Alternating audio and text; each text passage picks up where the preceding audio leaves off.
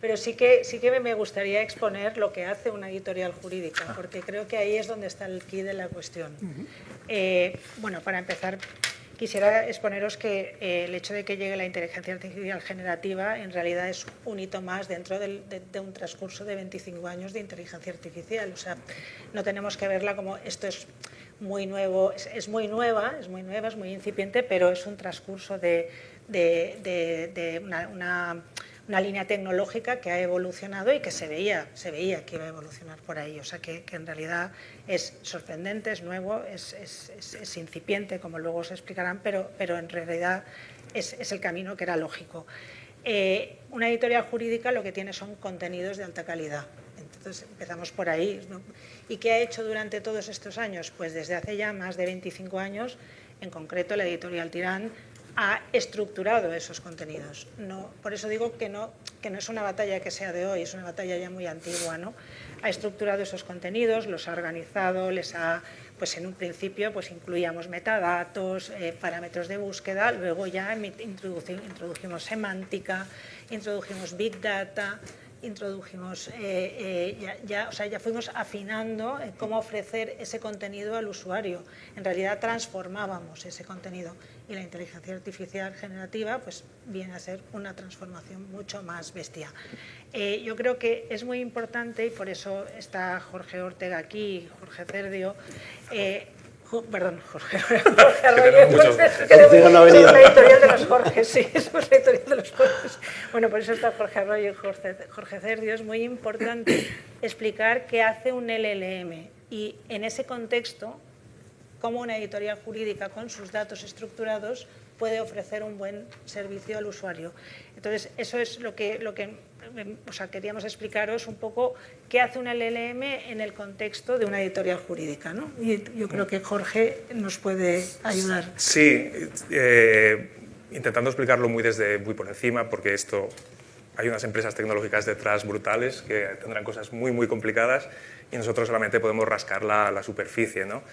Es importante saber qué es un LLM, un modelo grande del lenguaje, y es precisamente que, permite corregir, pero no es un buscador contra una base de datos, ¿vale? Él no busca contra una base de datos, él es un motor muy creativo de generación de palabras, es una calculadora de palabras.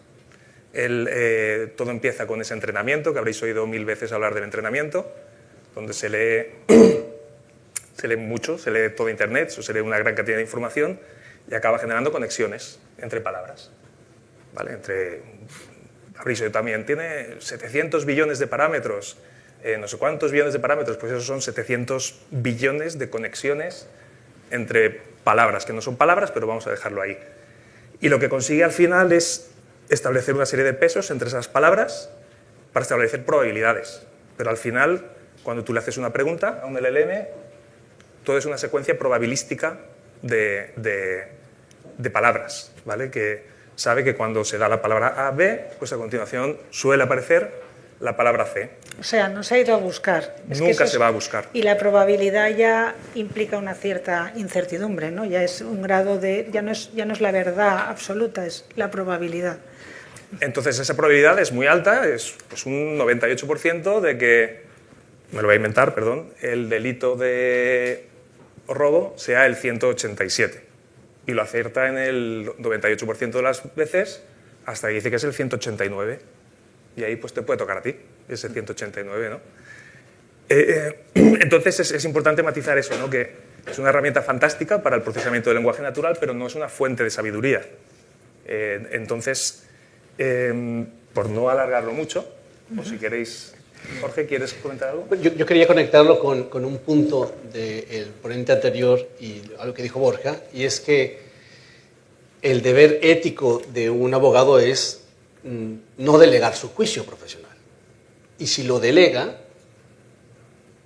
entender el margen de responsabilidad de esa delegación. Pongo un ejemplo. Antes de la IA, tenías impreso el boletín y podía tener una errata. Entonces habría un margen de confianza en que eso no tenía una errata, o estaba todo mal. Cuando se migra a las bases de datos y aparece de vuelta el despliegue de la obra, pues también podría tener un error. Pero delegas tu juicio en que no tiene un error.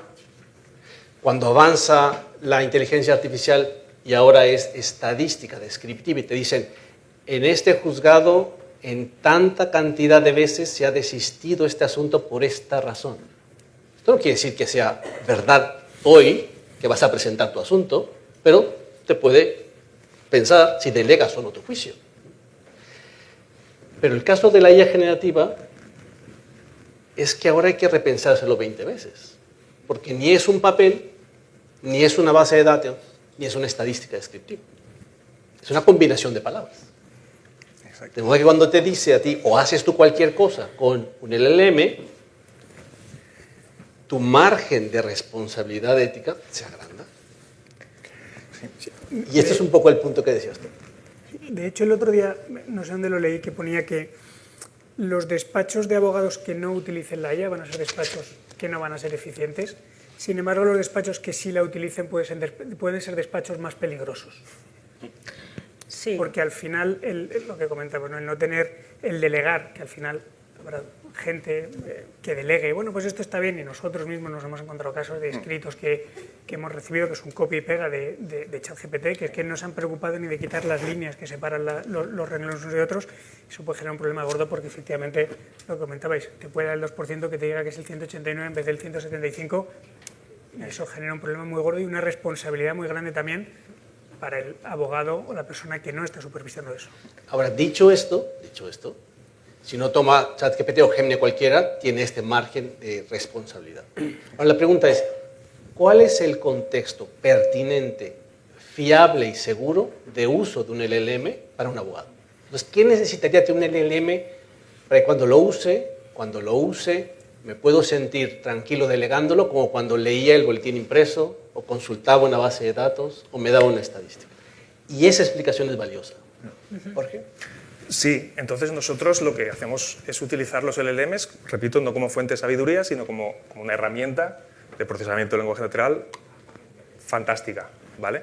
Entonces, nosotros, ante una pregunta que hacen a una pregunta legal o ante una redacción de un escrito, nosotros siempre nos vamos a fuentes confiables, a nuestras fuentes confiables, ¿vale? Nosotros utilizamos, por supuesto, la inteligencia artificial para comprender lo que quiere el usuario, la utilizamos para ampliar la búsqueda de lo que nos dice el usuario, para saber a qué fuentes nos tenemos que ir.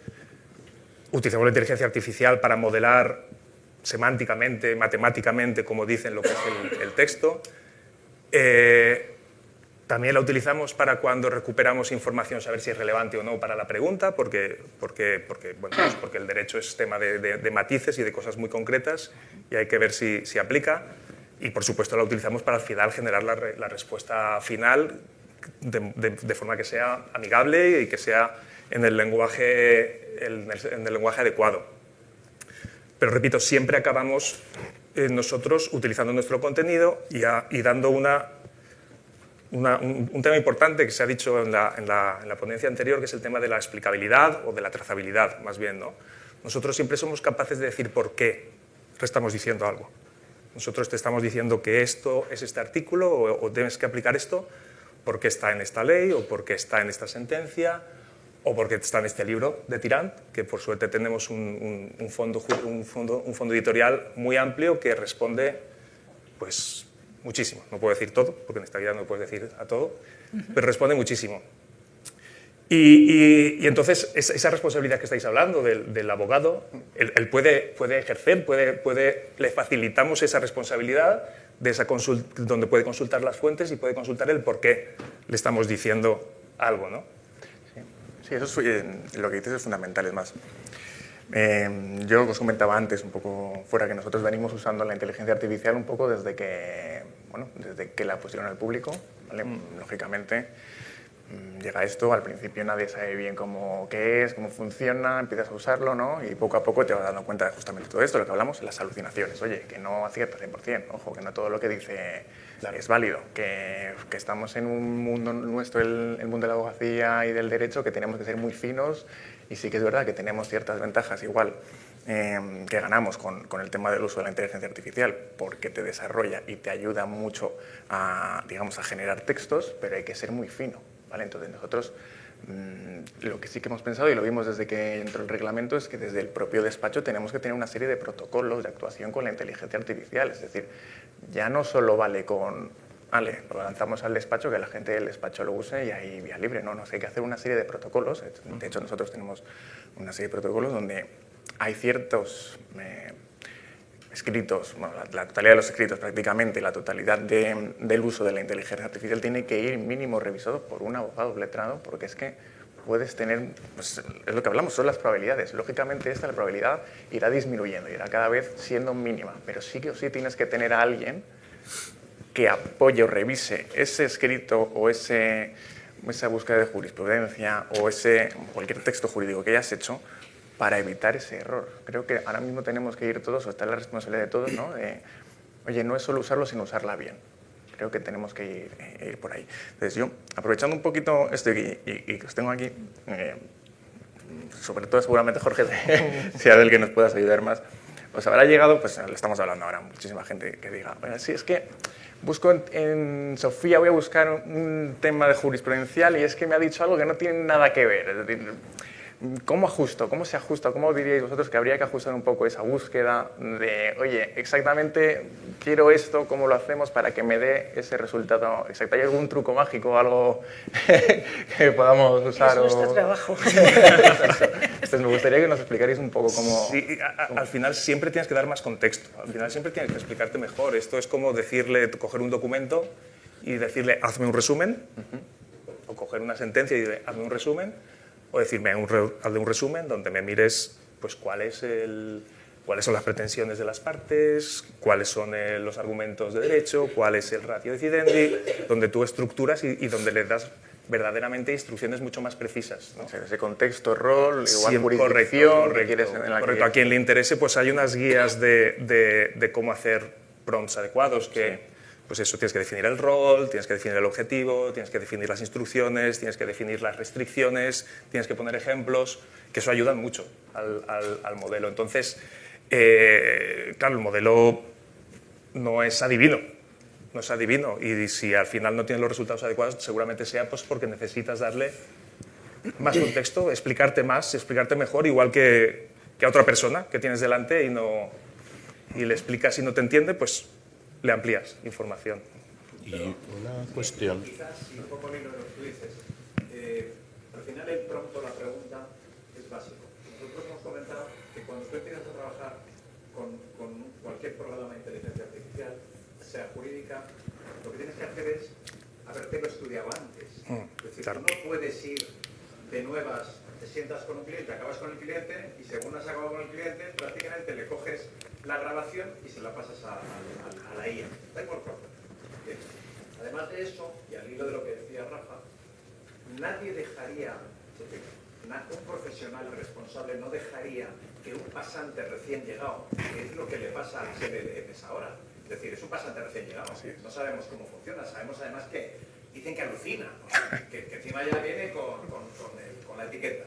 Entonces, nadie dejaría a un pasante recién llegado, que además parece que alucina, que haga un escrito, cogerlo y meterlo en Lexnet. Total. Sí, ese escrito, primero, ya le hemos dicho, es decir, harías una demanda, si tienes que hacer una demanda, y el prompt creo yo que debería entrar como una demanda prácticamente, y que en cuanto te dijese una cosa diferente, pues Jorge decía que antes teníamos unos códigos, no tenemos unos códigos en papel, es que hay que mirar los artículos que te dicen. O sea, no, es que te dice el 683, ¿no? Vemos el 683. O sea, que la IA yo creo que es una herramienta muy buena, porque hablábamos esta mañana también de que es como si, a mí lo que me permite la LLM es discutir un tema con un tercero, pero yo teniendo mi propio criterio. Verificar un tema. Lo ha dicho el ponente anterior, a la IA le debes hacer preguntas de las que tú sabes. Exacto. Si En no... ese contexto yo creo que es perfecto. Es decir, fiarse de la IA como si fuese un recién contratado en el despacho es una locura. Investigar tu despacho por la ventana. Sí. Totalmente de acuerdo. Y eso va muy en relación con lo que había dicho Javier en la ponencia anterior, que era el tema de las cajas negras. Sí. Que va mucho en la explicabilidad, es decir, al final, que es el punto tercero de esta mesa redonda, es cómo puedes explicar el resultado al que has llegado y la confianza que tú puedes dar. Al final, efectivamente, como comentaban, tú no puedes coger una reunión con un cliente, pasarlo directamente a cualquier inteligencia artificial que te saque un documento y mandarlo. Y yo creo que en el derecho eso es muy peligroso, en concreto, porque el llegar a una conclusión sin saber explicar cómo se ha llegado como abogado es complicado, porque hay que defenderlo, y también se podría en caso de un juez que ponga una sentencia que no sabe cómo ha llegado ahí. Para mí es lo que comentamos, es lo más peligroso, es la explicabilidad que puedes conseguir a ello, evitar las cajas negras y, sobre todo, preguntar cosas que tú sepas por dónde vas y puedes controlar el resultado.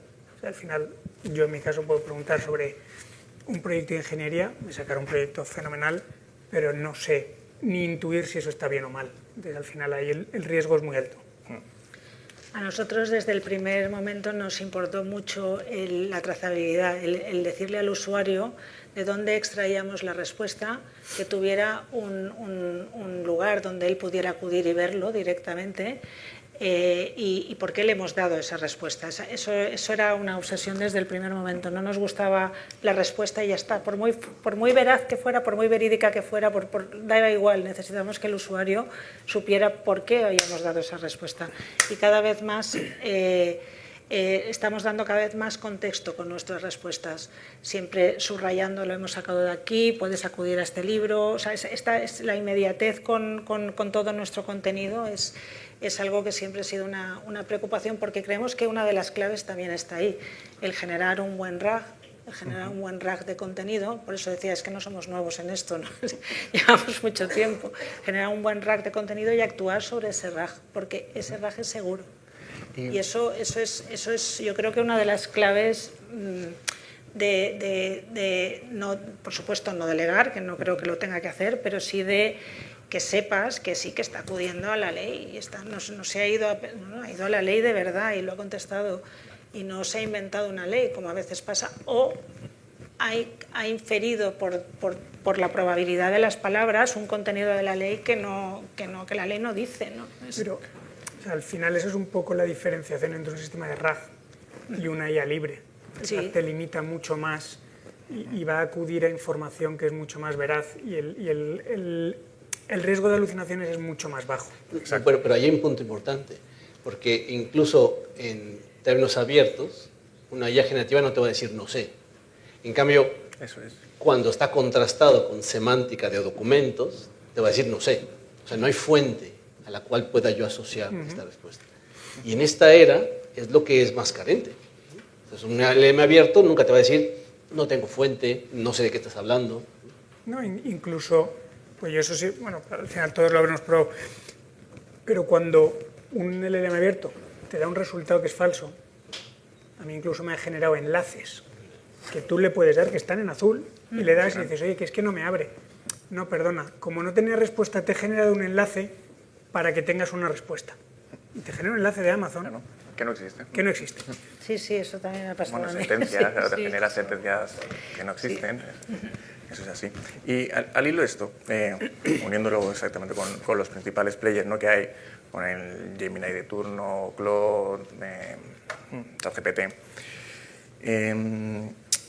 ¿cómo veis el futuro? Es decir, esta semana misma ya han sacado que Claude ha sacado un plugin legal y ha provocado que Thomson Reuters en un día caiga un 18%.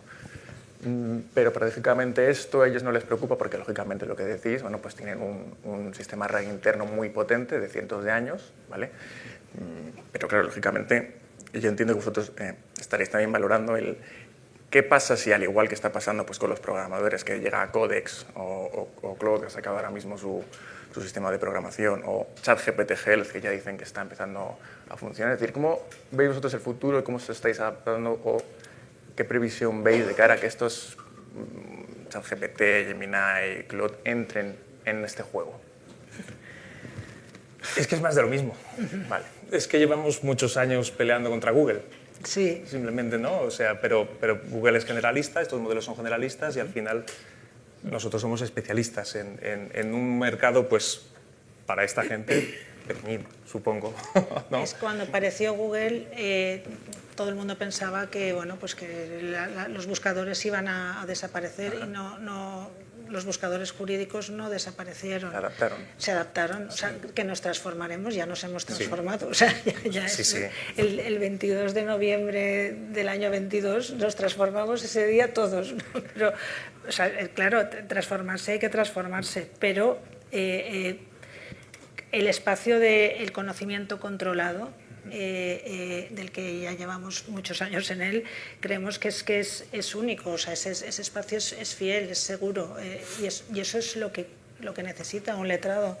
Un letrado necesita un entorno seguro al que le pongas guardarraíles, donde no se salga, donde no se vaya al mundo mundial a buscar, Y donde generes contenido exclusivo y enfocado a esto, ¿vale? Porque nosotros generamos contenido adrede para luego el uso de la IA, y aparte generamos contenido generalista de los libros que se utiliza.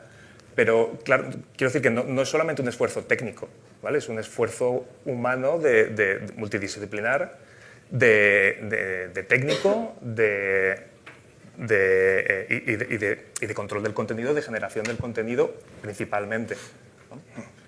Y sobre todo yo me imagino, y esto es más una pregunta hacia vosotros, al final que Gemini puede sacar o ChatGPT una parte legal, te puede poner un modelo de demanda, te puede dar ciertos consejos, pero yo me imagino que aquí, y lo que nos da seguridad a los abogados en este caso en concreto, es la base jurídica que hay detrás, que a ti te asegura que tengas una base sólida para apoyar los argumentos que, como comentabas, que están saliendo y que te van a apoyar en una defensa de un juicio, con un cliente, lo que sea. Sí. Al final, yo entiendo que eso no es fácil tenerlo. O sea, una base de datos jurídica tan extensa y que abarque todas las posibilidades que puede tener un despacho de abogados no debe de ser fácil, ¿no? No sé, a mí no me resulta creo, fácil, desde luego. Por eso digo que no creo que a lo Jorge va loco. mejor ChatGPT mañana de repente coja, Claro. que sea capaz de tener toda la jurisprudencia, sentencias, todos los datos necesarios de la parte legal española para poder dar esos resultados. Pero no tendrá cosas que tenemos, no tendrá nuestra biblioteca, no tendrá el contenido interno que nosotros creamos para alimentar esa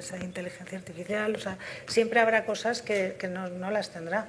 Y bueno, esa es la gracia. Al final el jurista también necesita. El otro día un autor nos lo decía: yo para ganar un juicio busco dos referencias en los libros, si dos autores coinciden lo tengo claro, ya voy al juez con todas. Pues esto es un poco lo mismo. Nosotros tenemos que acaparar el conocimiento, las editoriales lo que tenemos es conocimiento, para luego ofrecéroslo a vosotros de la forma más fácil posible y controlada, por supuesto controlada.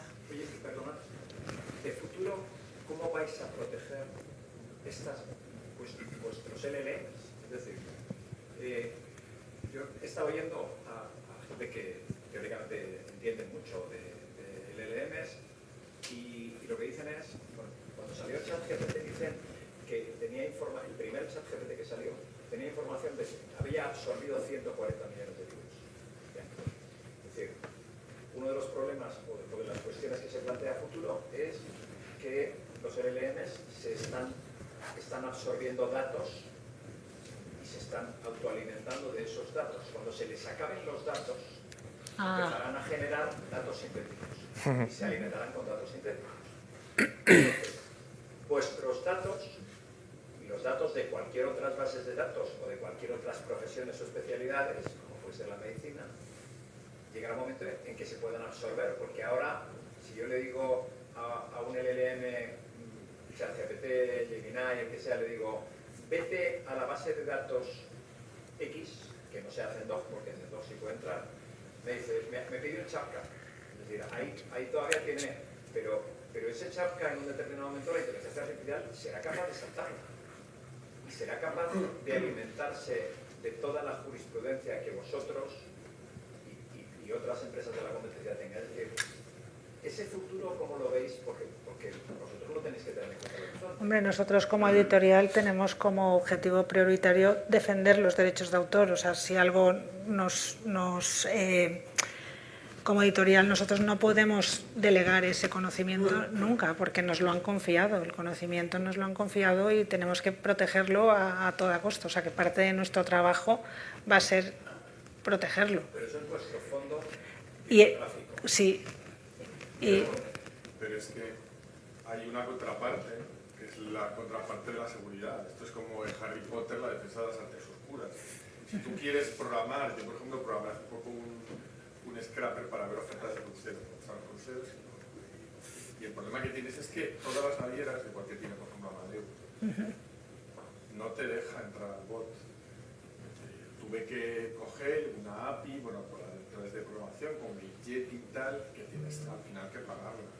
Entonces, es la otra parte. O sea, tú al final ahí lo que estás haciendo es un bot que tú lo lanzas, pero la seguridad lo que hace es bloquearte. Sí, no te deja entrar. Pero eso soy. O sea, lo que quiero decir es que vosotros todo eso lo tendréis en cuenta también en el futuro. Es decir, porque también hay expertos en IA que dicen que las IAs específicas acabarán desapareciendo. Es verdad que ChatGPT ha hecho ChatGPT Health ahora, Sí. específica para temas... Historias clínicas, sí, sí. que lo tienes ahí. Pero llegará un momento en que esto es como aquella película que se llama La Masa, ¿no? que se irá extendiendo y absorberá todo. O sea, de hecho, yo creo que el dato de los datos sintéticos, que se alimente con datos sintéticos, dice, ya se ha comido todo lo que hay en la red, en definitiva. Pero es, bueno... Sí, no, a ver, es que es una puntualización técnica, ¿vale? Nosotros no tenemos un modelo. Nosotros no entrenamos un modelo. Eso cuesta millones y millones y no tenemos millones y millones para entrenar modelos y además se queda obsoleto muy rápidamente, ¿vale? O sea, tú lo entrenas hoy, mañana sale una modificación a la ley y eso no te sirve para nada. Entonces nosotros no entrenamos modelos, nosotros utilizamos las capacidades de procesamiento del lenguaje natural de los modelos contra nuestro contenido. Nuestro contenido se actualiza diariamente, la legislación se actualiza muy frecuentemente. Los dossiers que generamos semanalmente son semanalmente La doctrina entra muchísima, o sea, generamos doctrina propia in-house, en casa, o sea... Y además, pues estos libros que al final, pues nuestros libros, vamos a suponer que nuestros libros los acaba cazando ChatGPT y los acaba utilizando para entrenar sus modelos. Pues igual se quedan obsoletos, porque es que las cosas también cambian rápidamente, ¿no? Y lo digo, se van a quedar congelados en el tiempo. Yo no sé cuándo se entrenaría el último modelo, el 5.1 de GPT.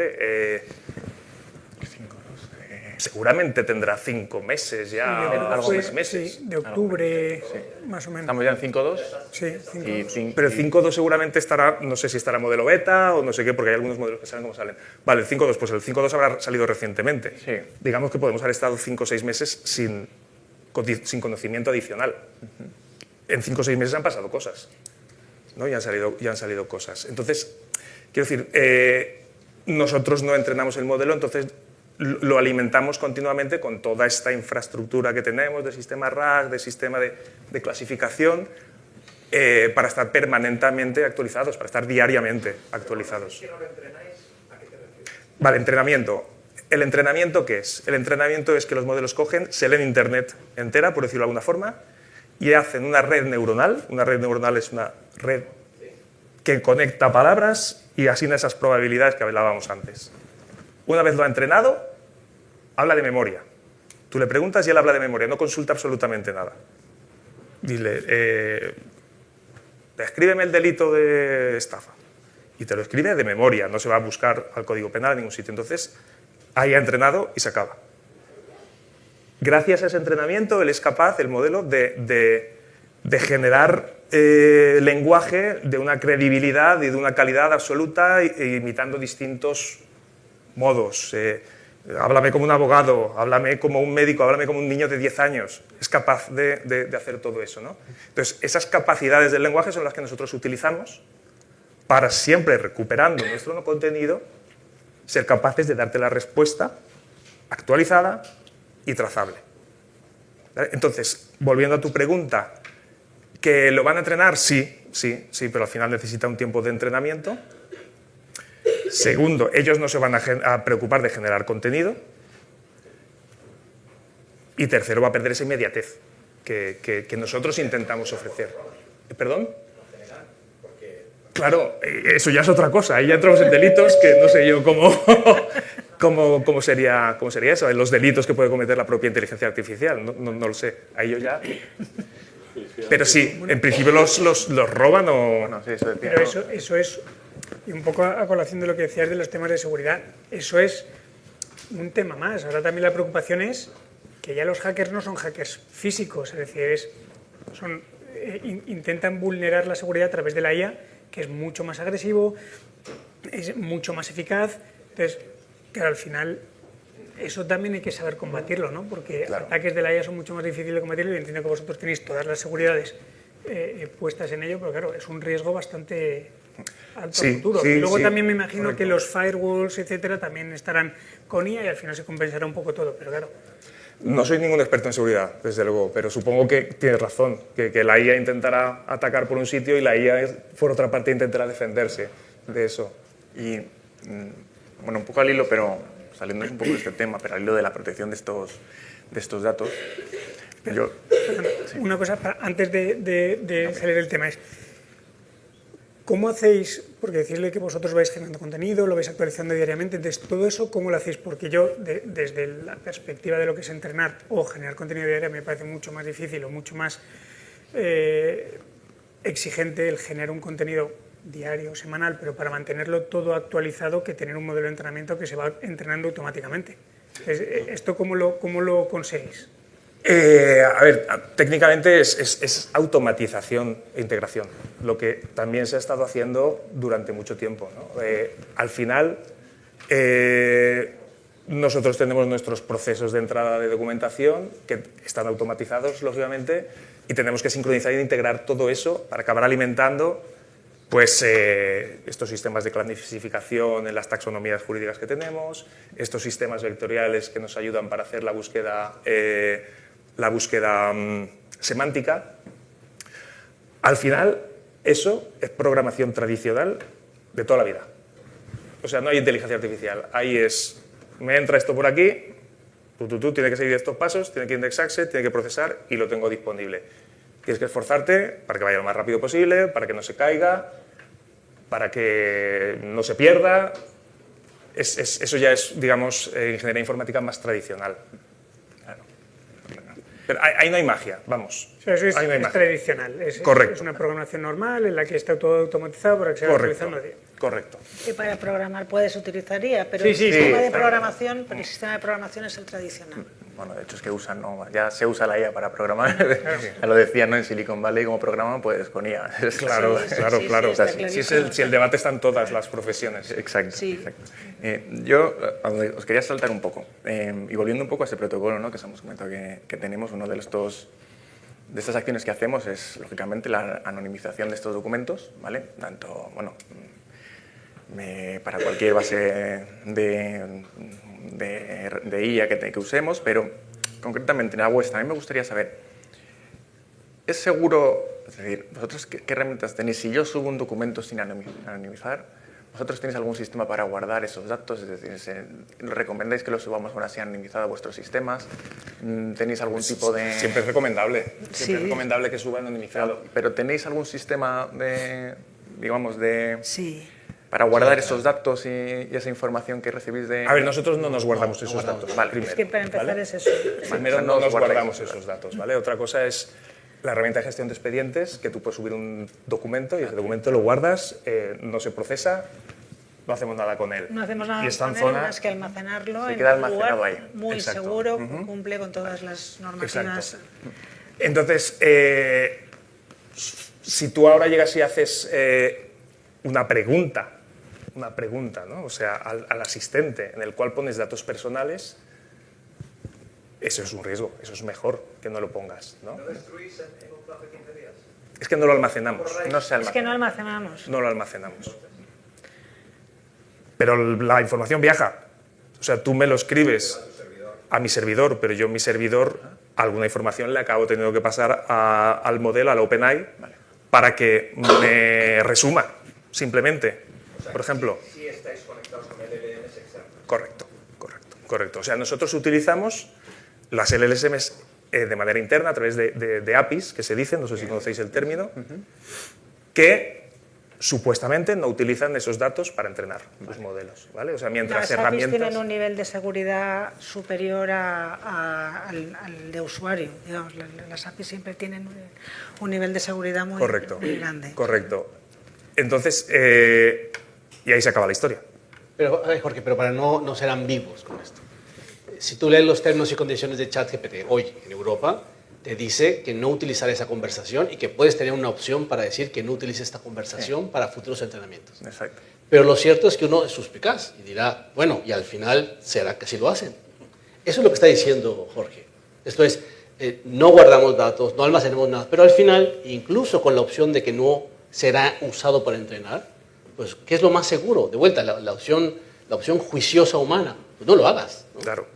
No sabes qué va a pasar allá. Y además no eres cualquier humano, eres un abogado, con datos que están confiados específicamente para un propósito, pues no lo hagas. ¿Esto quiere decir que no tenemos las salvaguardas legales y técnicas? No, sí las tenemos. Las tenemos. Pero como al final es OpenAI, incluso con los términos y condiciones que dice que no va a entrenar, el que va a estar en algún momento pasando por esta información, pues no sabes si en 15 años pones una pregunta cualquiera y aparece un dato personal de un expediente. No lo sabes. Esa es la suspicacia que dice Jorge. No, hackea un servidor. Nosotros Hombre, a ponemos- OpenAI, pues, supongo que todo el mundo es hackeable, sí, pero... bueno, ponemos todas las salvaguardas. Puede ser. ya, cierto. No, pero al final lo que tú comentabas, el dato viaja. El día top, Si el sí. dato viaja, habrá un momento que estará más desprotegido y se puede coger. Entonces, Sí, sí. Y en todo caso la suspicacia, es decir, esta empresa tan llena de voracidad por datos no terminará incluso con aquellos usuarios que le ponemos no utilices esta conversación usando. No sabemos esto. El dato viaja hasta en un correo electrónico, es la Pero realidad. es que esa es la verdad, el dato viaja en un correo electrónico, eso tampoco no es en un WhatsApp.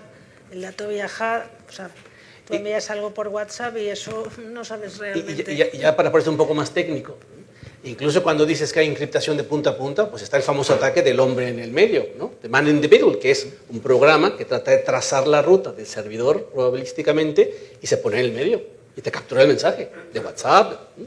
Hay muy pocos que puedan evitar este ataque. Entonces, si ya te pones paranoico, de vuelta abogado, pues mejor no mandes el documento con datos personales, ¿no? Claro, tú puedes rastrear con Tracer, tú puedes Siempre. perfectamente identificar el MAC, que es del equipo físico, y las IPs y tal, eso es rastreable. Eso es así. Sí, sí, sí. Eso es así.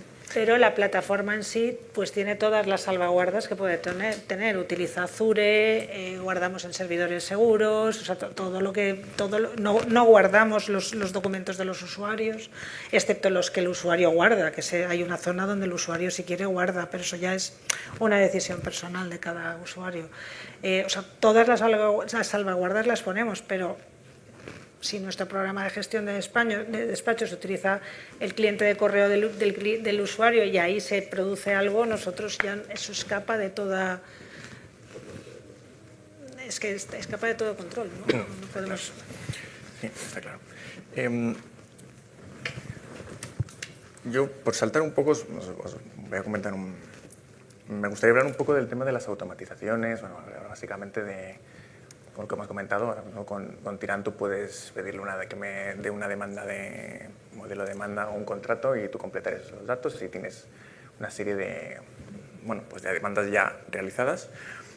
Os cuento un poco ideas, ¿no? Nosotros tenemos una serie de ideas que estamos avanzando para temas de procedimientos más masivos, digamos, ¿vale? Donde a través de un CRM interno y los datos de este CRM, lógicamente con modelos de demandas, la idea es, no es nada nuevo, ¿no? Es generar a partir de esos datos las demandas, esas demandas se generan, se montan y con esa documentación pues lo tienes listo para preparar y presentar pues en el juzgado, ¿vale?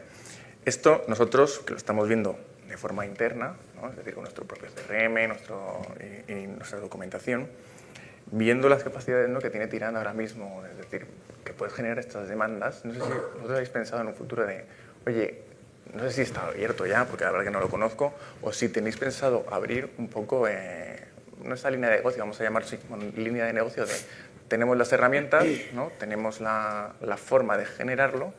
¿Se podrá en un futuro con Tirán, digamos, preparar este tipo de demandas o de procedimientos masivos y preparar con esta información propia del despacho estas demandas? ¿Tenéis Yo algo? creo que sí. Igual puede decir nada. Vale. No tenéis, o sea, ¿se puede Sí, comentar? la plataforma Tyrann Prime es una plataforma generalista. Sí. Por lo tanto, no, digamos que no preparamos demandas específicas para nadie porque es generalista. Entonces, la casuística es inmensa y no podríamos hacerlo. Pero porque es la plataforma Tyrann Prime. Pero sí que vamos capaces de adaptarnos a colectivos concretos. Nosotros ya lo hemos hecho. O sea, nosotros nos hemos adaptado al notariado. Nosotros nos hemos adaptado a la propiedad horizontal, nosotros a colectivos concretos que requieren necesidades específicas, que no son las del abogado normal o el juez, a la judicatura. Eso ya lo hemos hecho, Y solo para agregar un punto de tendencia, ¿no? Si tú miras hoy en día la plataforma de programación de Harvey, ¿no? Sí. Que ofrece para despachos de cierto tamaño, pues es todo el saber documental y de programación puesto al servicio de lo que estés haciendo ahí. Y Tyrann tiene todo ese conocimiento y si aterrizamos en cualquier despacho, armamos todas las capacidades instaladas con los documentos del despacho. Y esa sí es una tendencia global, que las capacidades de gestión documental unidas a la automatización y al uso del LLM se puedan poner al servicio de una organización concreta en semanas. ¿Y por qué en semanas? Pues por todo el expertise automatizado que está. Lo que a una organización le tardaría quizás meses y cientos de miles de euros, pues esto se hace más simple, más rápido, más eficaz y con más saber hacer. Y esto Harvey lo vio hace 2 años, quizás cuando empezaron a pensar el business case, y ahora están en muchos despachos haciendo esto. No tanto vendiendo lo que venían de hacer, sino haciendo justamente esto. Tú necesitas litigio masivo, pues ahí está. Sí, pero ya yendo a más, ¿no? Es decir, vosotros creo que tenéis, si no recuerdo mal, Analytics, que se llama la herramienta un poco para valorar pues, esto de lo que hemos hablado, ¿no? Oye, exactamente en este juzgado, cómo se están resolviendo, qué tardan, qué pueden llegar a los recursos, es decir, vale, todo esto. Entonces, os lo voy a poner un poco más cercana a lo nuestro, ¿vale?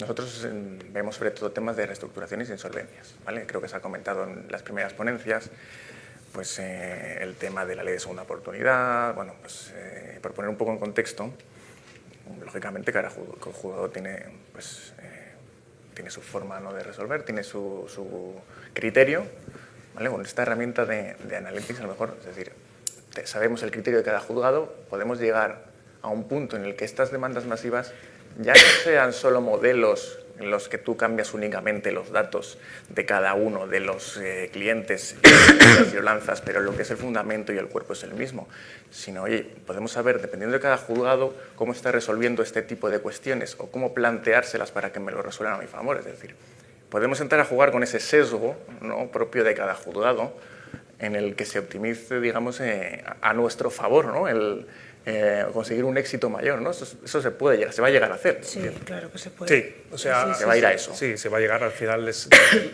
Gracias a esa información estructurada, perdón por volver a lo mismo, a esa información organizada, tú puedes acabar recorriendo esa información para buscar patrones.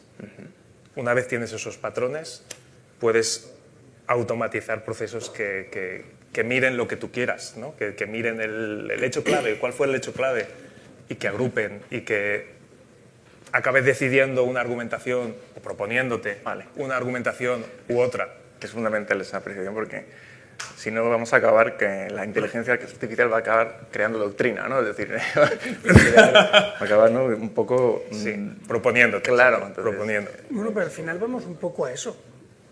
Pues es decir, cuando analizas un caso, lo analizas un poco viendo cuál es la tendencia sobre, por ejemplo, no a lo mejor tanto en juzgados, porque yo sé que algunos lo intentan buscar más en juzgados específicos y es más difícil, pero sí, tendencias que hay en Madrid, tendencias que hay en Barcelona, en determinados casos, cómo resuelven, incluso consejos de por dónde tirar o incluso argumentos que cambiar para que vaya un poco más orientado, que el juez o la doctrina de esa provincia lo vea un poco más como nosotros. Entonces, yo creo que es un poco a lo que tendemos. Y antes en una de las ponencias decía que, bueno, que no se puede, por ejemplo, los jueces que no pueden tomar decisiones basadas en inteligencias artificiales, pero claro, al final es difícilmente demostrable.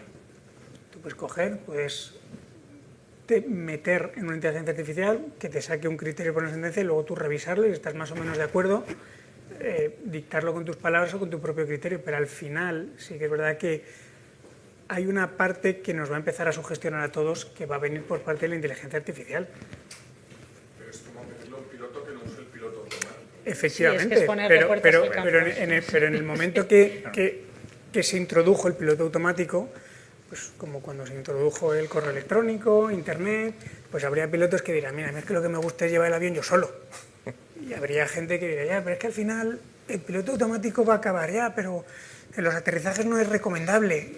Cada vez los aviones son más autónomos para aterrizar en piloto automático. Entonces, al final esto todo irá cambiando y que ahora lo que se puede ver como, bueno, es que tiene que ser todo mucho más manual, pero yo creo que la tendencia es un poco a eso, es decir, es a que aunque volvamos otra vez al criterio de que tiene que haber siempre una interpretación humana de todo, porque si no, efectivamente se van a cometer muchos errores con el tema de las alucinaciones, pero poco a poco todos vamos estando más sugestionados por la inteligencia artificial. Yo haría una distinción clínica, si me permites. Hace mucho que no estamos como los médicos hoy en día, que tienen que estudiar muchos protocolos y estadísticas de actuación. ¿Sí? Y eso no teníamos ese nivel de jurimetría y de grandes datos, seguro. Pero debería pasar igual que el médico.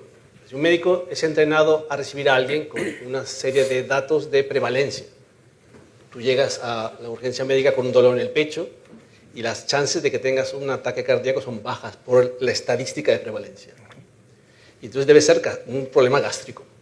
Pero si yo miro clínicamente que en este caso este paciente tiene la carótida saltada y tiene arritmia, aunque la estadística prevalente diga otra cosa en tu grupo etario, debería demandarte a una atención coronaria. Lo mismo pasará con la jurimetría exacerbada por la IA. Aunque yo tenga todos los datos estadísticos de tendencia respecto a este tipo de caso, tienes que ver ahora sí la particularidad de este caso para mirar en tu ojo clínico, delegación de vuelta ética, si confirmas o no esa tendencia, ¿no? Estoy de acuerdo, pero fíjate, te voy a poner un caso que además lo he puesto en varios foros de estos temas. Yo hace 6 meses me fui a urgencias, porque tenía una lesión. Llegué, 3 médicos me dijeron que no tenía nada. 2 médicos. El tercer médico, los resultados los pasó a la IA. La IA sacó un recuadro y dice, tiene esta lesión. 2 médicos me dijeron que no, el tercero lo pasó por la IA. Digo, yo no veo nada, vamos a pasarlo por la IA. Un recuadro y tiene esta lesión. Me hice las pruebas y tenía esa lesión. Sí, vamos. Es decir, que al final dices, pero que al final es eso, obviamente el ojo clínico, y efectivamente yo estoy de acuerdo contigo, que al final hay ciertas cosas que siempre el ojo humano las va a ver mucho más, pero que la IA poco a poco va a ir influyendo más y más, y yo creo que va a llegar un punto en el que va a ser un poco inevitable, pues, en derecho, en ciertas profesiones, la IA siempre esté detrás. Sí, por favor.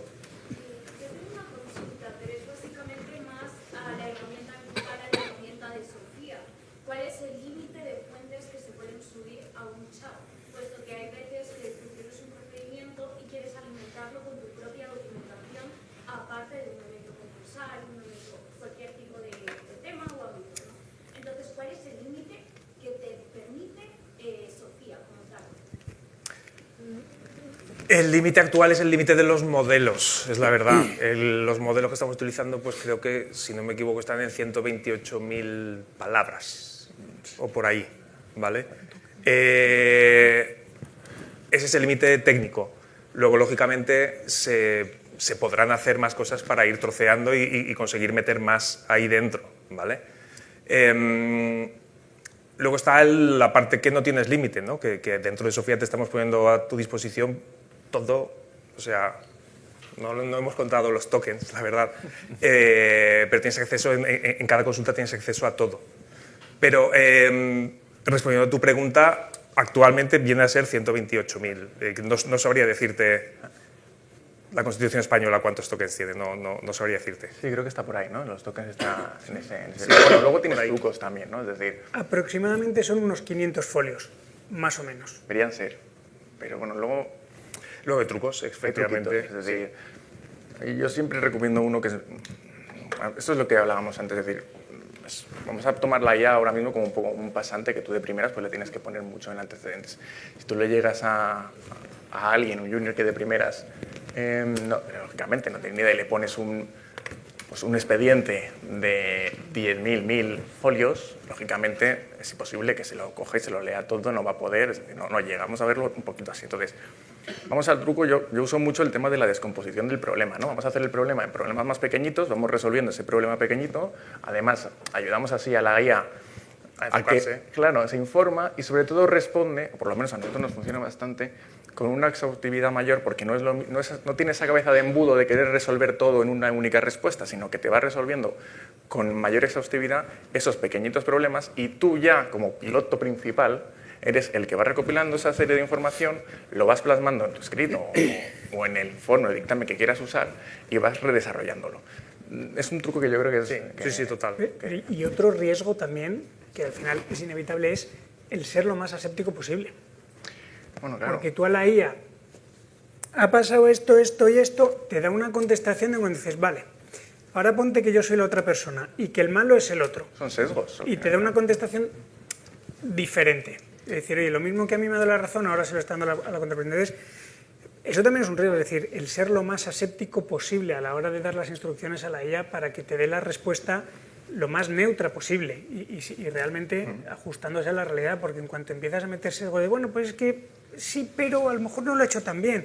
Entonces, y luego le dices, oye, dale la vuelta y sí que lo ha hecho bien, y al mismo caso te puede dar diferentes te puede dar puntos de vista o incluso darte, bueno, pues digamos la respuesta que te va a dar al contrario, ¿no? Anticiparse un poco y poder ir y atacar esos puntos que son más flojos. Sí, por favor. Sí. Al hilo de lo que mencionaban hace un momento, también con el tema de lo que mencionabas de la lesión, yo creo que es que también tenemos que tener en cuenta y no confundir, que es también lo que puede haber pasado, sobre todo en el ámbito médico, también puede pasar en el jurídico, que confundimos el tema de la inmediatez con la calidad. Y yo, por lo menos, por el uso que ya le he dado a la herramienta vuestra, Sofía, me doy cuenta que es la diferencia, sobre todo.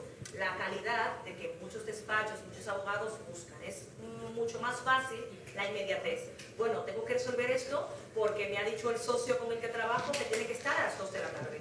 La IA me ha dicho esto, pues esto es. Lo mismo puede pasar en el ámbito médico.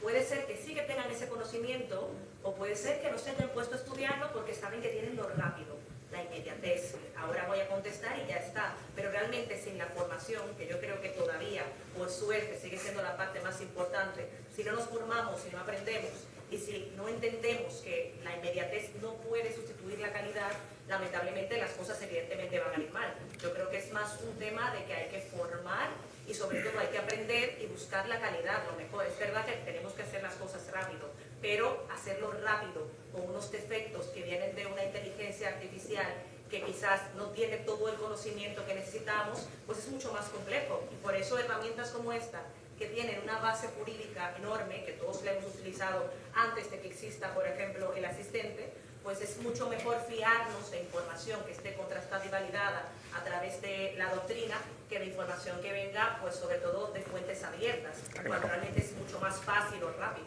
A ver, estoy totalmente de acuerdo y yo creo que es, de hecho lo decía al principio, que yo creo que uno de los peligros de los despachos es la inteligencia artificial. Es decir, un despacho con inteligencia artificial puede ser muy peligroso justo por eso. Porque por la inmediatez o por la seguridad o por el me quito esto de encima y voy a lo siguiente, no revisas. Insisto, nosotros mismos en el despacho nos hemos encontrado con demandas que nos han llegado a decir, oye, os mandamos esto, tener en cuenta que le falta la marca de agua de ChatGPT, porque no se revisa. Entonces, efectivamente, eso para mí es uno de los grandes peligros de utilizar la inteligencia artificial. Hay que saber utilizarla, como comentaban en ponencias anteriores, saber sobre qué se le pregunta y tener cómo preguntar y tener la capacidad también de ver qué te están contestando y sobre todo siempre hacer challenge a lo que te están poniendo para asegurarte que está bien. Una cuestión, no sé si es oportuno que hable yo o no, pero voy a romper lo que dije al principio, que no iba a hacerlo, ¿no? A ver, yo creo que no deberíamos también perder un poco de vista lo que son las cosas. Voy a utilizar el ejemplo de la medicina. Evidentemente la IA tendrá unos procedimientos y permitirá un diagnóstico de una realidad objetiva que se puede contrastar con una prueba objetiva. Pero los resultados nuestros como abogados no son resultados objetivos, sino que son otras decisiones humanas. Todos nos hemos encontrado con que hemos hecho un estudio exhaustivo de jurisprudencia y qué casualidad que ese día se cambió de criterio. Eso nos ha pasado a todos. Pero además nos encontramos con otras situaciones, y yo pongo un ejemplo. A mí me tocó, no sé si la suerte o la desgracia, de ocuparme de un problema que no había tenido ninguna solución, no había ninguna resolución judicial. Nosotros tenemos una labor creativa que hacer. Hace unos años no se había dictado ninguna resolución sobre la posibilidad de conceder una segunda prórroga por comunicación de apertura de negociaciones. ¿Vale? Y me viene el cliente con un plan de reestructuración a 3 días de vencer el plazo y búscate la vida, intenta justificar una segunda prórroga. Y no había ninguna resolución, miento, había una de un tribunal de Barcelona que había dictado con la normativa anterior rechazando. No había más. Pues ni ChatGPT ni GPT, o sea, no había nada. Ahí es una labor creativa.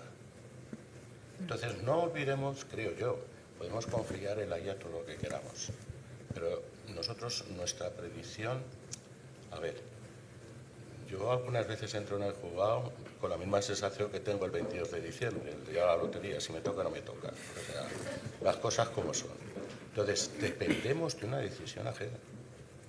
No es un resultado objetivo que podamos prever, estudiar o ponderar. Es cierto que esto no suele pasar, pero que la labor de un abogado muchas veces también es tener la posibilidad de que el criterio jurisprudencial cambie ese día o de que no haya habido una solución consolidada y te toque a ti intentar crearla. Afortunadamente conseguí la segunda oportunidad, ¿verdad? Y luego ya los jueces han empezado a dictar autos con segunda oportunidad, no, con segunda prórroga de comunicación. Y bueno, las cosas han ido de otra manera. Sí, bien. Yo creo que hay dos características. La primera, la que comentas, es la del cambio de criterio, ¿no? Que eso se puede denominar como una especie de sesgo temporal, vamos a llamarlo así, ¿no? Oye, que a lo mejor yo busco y me encuentro resoluciones y son resoluciones antiguas o de la ley concursal antigua, en este caso, por ejemplo, o la resolución de la accionación del crédito público del 19, a lo mejor me lo coge la inteligencia artificial y me lo pone ahí, ¿vale?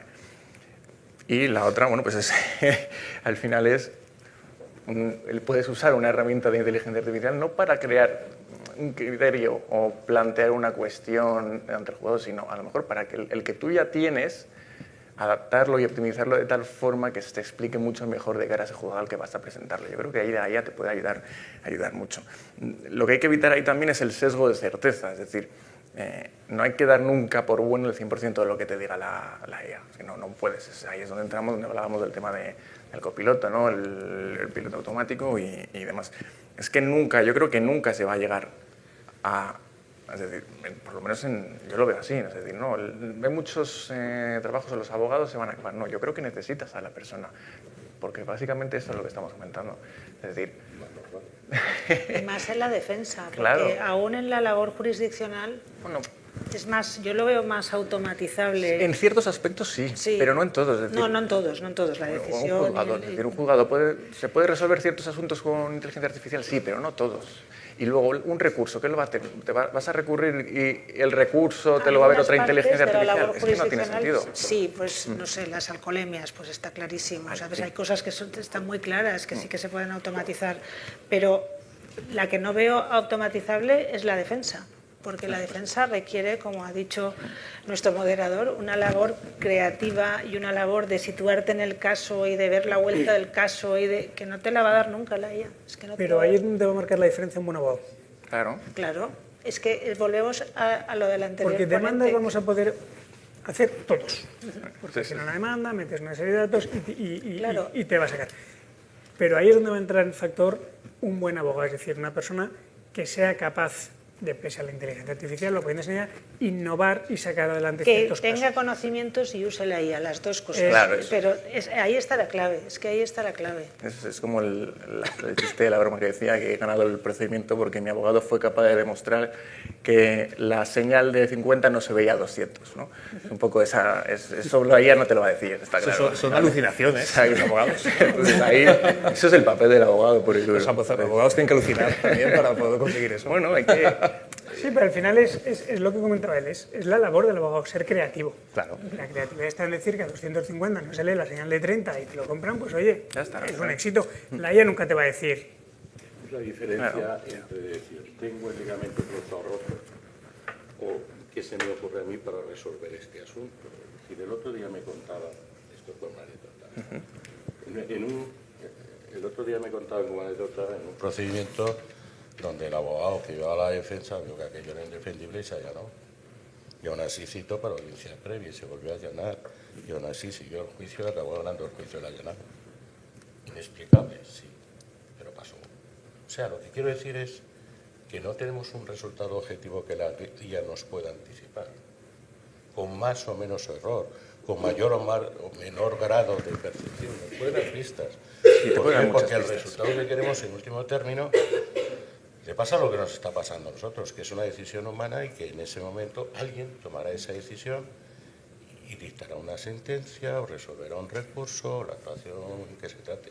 Pero eso lo que Pero dices no es lo que tenemos lo ese diferencia del Claro, uso médico. claro, ¿no? es decir, Que al final nadie te puede decir que Claro, estabas el grado equivocado de o estabas... predictividad y por lo tanto de utilidad en determinados ámbitos es muy superior al que pueda tener el ámbito jurídico, eso lo tengo claro. Vamos, entiendo. Ya. Sí, pero también es cierto